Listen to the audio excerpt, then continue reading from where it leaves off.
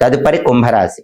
కుంభరాశి వాళ్ళకి ఈ బుధుడి వక్రం వల్ల ఏర్పడే ఫలితాలు పరిశీలిస్తే మామూలుగా అయితే కుంభరాశి వాళ్ళకి ఈ బుధుడి వక్రం అనేది 5వ స్థానంలో ఏర్పడుతుంది. మిథునంలోకి బుధుడు వక్రించి రాగానే 5వ స్థాన సంచారం బుధుడికి ఏర్పడుతోంది కాబట్టి జ్యోతిష శాస్త్ర గోచార గ్రంథాల ప్రకారం 5వ స్థానంలో బుధుడు వ్యతిరేక ఫలితాలు ఇస్తాడు కాబట్టి కుంభరాశి వాళ్ళకి బుధుడు వ్యతిరేకంగానే ఉంటాడు. కానీ వక్రించి వచ్చాడు కాబట్టి పెద్దగా ఇబ్బందులేం కలిగించడు, కొన్ని ప్రత్యేకమైన విషయాల్లో మాత్రమే ఇబ్బందులు కలిగిస్తాడు.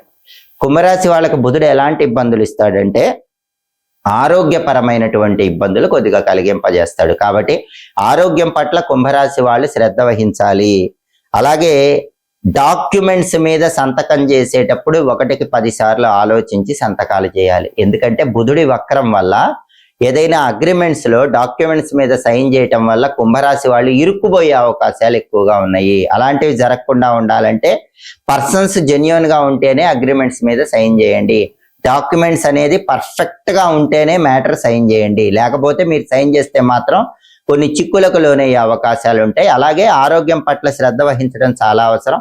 వేళకు ఆహారం తీసుకోవటం, సరైన సమయానికి నిద్రించడం, క్రమశిక్షణతో కూడిన ఆహారపు అలవాట్లు పాటించడం చేయాలి. అప్పుడు ఈ బుధుడి వక్రం కుంభరాశి వాళ్ళని పెద్దగా ఇబ్బంది పెట్టదు. సాధారణ ఫలితాలే ఉన్నాయి, వ్యతిరేక ఫలితాలు అయితే ఏం లేవు. మామూలుగా అయితే గనక 5వ స్థానంలో బుధుడు వ్యతిరేకిస్తాడు, కానీ ఇప్పుడు వక్రించినప్పుడు ఏం జరుగుతుందంటే సాధారణ ఫలితాలే ఉంటాయి.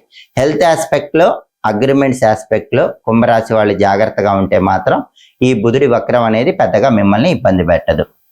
ఈ చిన్న చిన్న ఇబ్బందులు కూడా అధిగమించాలంటే బుధుడికి సంబంధించిన శక్తివంతమైన పరిహారాలు చేసుకోవాలి.